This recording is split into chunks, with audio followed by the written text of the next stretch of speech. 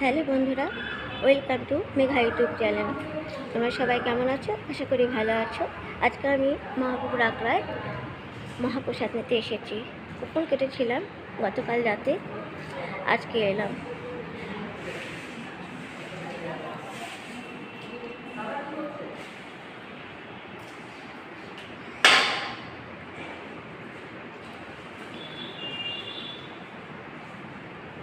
time করে দিছো না